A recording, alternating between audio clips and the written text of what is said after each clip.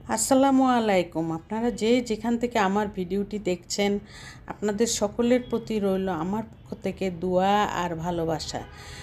আজকে আমি বড় 10 ইঞ্চি মোল্ডের মধ্যে একটা পিৎজা বানিয়ে আপনাদের সামনে তুলে ধরলাম। আর এই পিৎজা ছাড়া কিন্তু আমি টুকটাক কাজও সংসারে দেখিয়ে থাকি।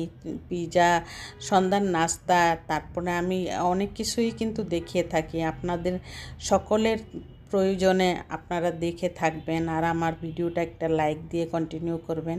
আমি একটি ছোট্ট ভিডিও কিন্তু আপনাদের উপহার দেই, আর আপনারা পুরো ফুল ভিডিওটা আমার দেখে নেবেন, ফুল ওয়াচ করে দিবেন। আর ভালো লাগলে সাবস্ক্রাইব করে অল বাটনে প্রেস করে রাখবেন। এখানে আমি 1.5 কাপ ময়দা নিয়েছি, 1.5 চা চামচ ইস্ট নিয়েছি, তারপরে লবণ নিয়ে নিলাম 1/2 চা চামচ, পাউডার দুধ দিয়ে দিলাম 2 টেবিল চামচ, তারপর আমি তেল দিয়ে দিলাম 3 টেবিল চামচ। দিয়ে আমি এখানে সুন্দর একটা কুসুম গরম পানি দিয়ে আমি ব্যাটারটা গুলিয়ে নিব।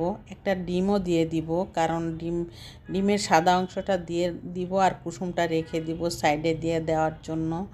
আর সেই ব্যাটারটা হাত দিয়ে কিছুক্ষণ কষলিয়ে তারপর আমি হালকা কুসুম গরম পানি দিয়ে ব্যাটারটা একদম সফট একটা ব্যাটার তৈরি করে নিব। একদম সফট একটা ব্যাটার তৈরি করে যাতে হাত দিয়েই করা যায় ওরকম একটা ব্যাটার তৈরি করে নিব।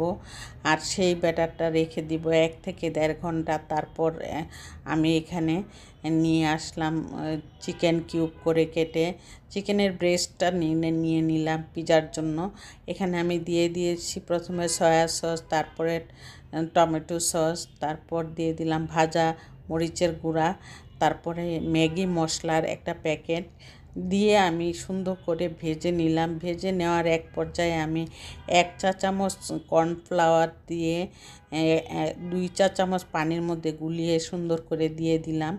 দিয়ে দেওয়ার পর চিকেনগুলি খুব সুন্দর একটা রূপ ধারণ করে, আর সেটা খেতেও অনেক মজা লাগে।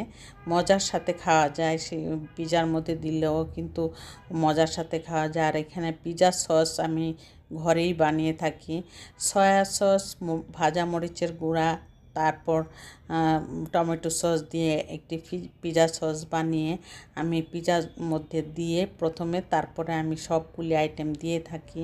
আর এখন আমি চিজটাও গ্রেট করে নিলাম। মোজারেলা চিজ ছিল, এটা গ্রেট করাটা আমি আসলে সব কিছু ভিডিও করা যায় না, ভিডিও করতে গেলে মনেও থাকে না, সেই চিন্তা করে আমি ভিডিও করি নাই হয়তো। এখানে খুব সুন্দর করে গ্রেট করে নিয়েছি। আর চিজ বলতে মোজারেলা চিজ ছাড়া কোনো দিনও পিৎজা মজা হবে না।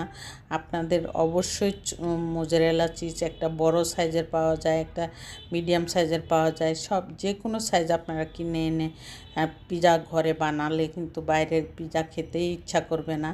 আর এত দাম দিয়ে পিৎজা খাওয়ার থেকে ঘরে বানিয়ে খেলেই ভালো, সেইটার চিন্তা করে আমি এই পুরটা এরকম রেখেছি আর বড় করেছি। 10 ইঞ্চি মোল্ডের সমান করে একটা রুটি বানিয়ে নিলাম। তারপরে আমি তেল ব্রাশ করে সুন্দর করে আমি এই রুটিটা নিয়ে নিলাম। নেওয়ার পরে আমি এখানে প্রথমে পিৎজা সসটা আমি দিয়ে দিব। পিৎজা সস দিয়ে আমি তারপর আস্তে আস্তে চিকেনটা দিব। তারপর ক্যাপসিকাম আমি ডিপ ফ্রিজে আমি সবসময় সংরক্ষণে রাখি, যখনই পিৎজা বানাই যাতে দেওয়া যায় সেই জন্য।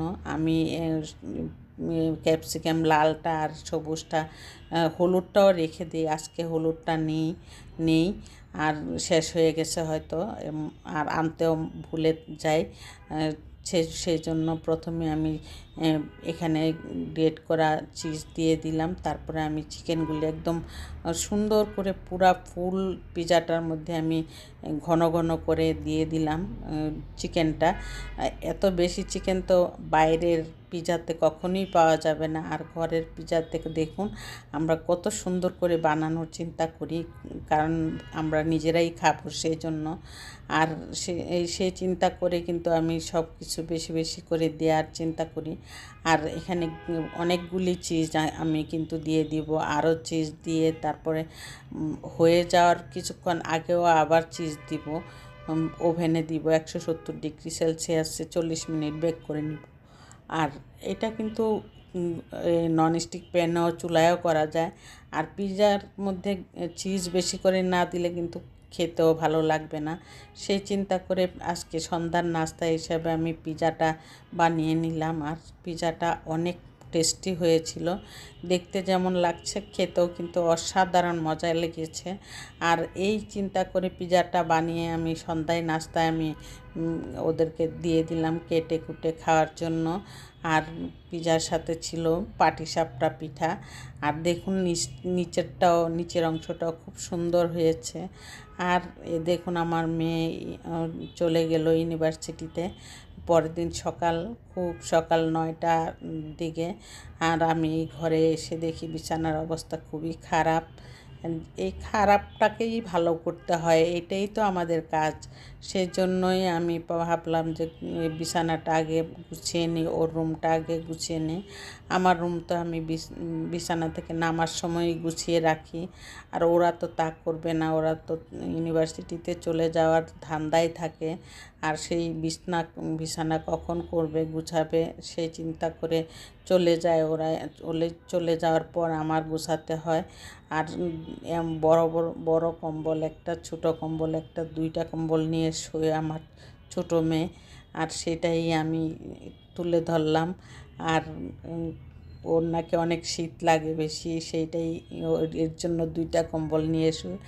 আমরা মনে হয় পাতলা একটা কম্বল হলেই আমাদের কাজ করি যখন, তখন তো গরমে ঘামিয়েই যাই এমন শীতের মধ্যেও। সেই চিন্তা করি আর যে আমাদের কত কম লাগে শীত, আর ওদের এত শীত লাগে যে কম্বল 2টা লাগে। আর এই চিন্তা করে বিছানাটা সুন্দর করে গুছিয়ে নিলাম আমি। বিছানাটা মাত্র 3-4 দিন আগে চাদরটা বিছিয়েছি। আর সেই চিন্তা করে আমি বিছানাটা গুছিয়ে পরিষ্কার করে অন্য কাজে যাব এখন রান্নাঘরে। আর সেই ঘরটা দেখুন কত সুন্দর হয়েছে। আর ভিডিওটা আমি বাড়াতে চাই না, ভাবলাম যে রান্না বাড়াটা আজকে এমনিতেই করে নিব অফ ক্যামেরায়, কারণ আজকে ইচ্ছা করতেছে না আর ভিডিও করতে। মনে করলাম যে আজ এই ভিডিওটাই শেষ করে দিই, এখানে অনেক হয়েছে।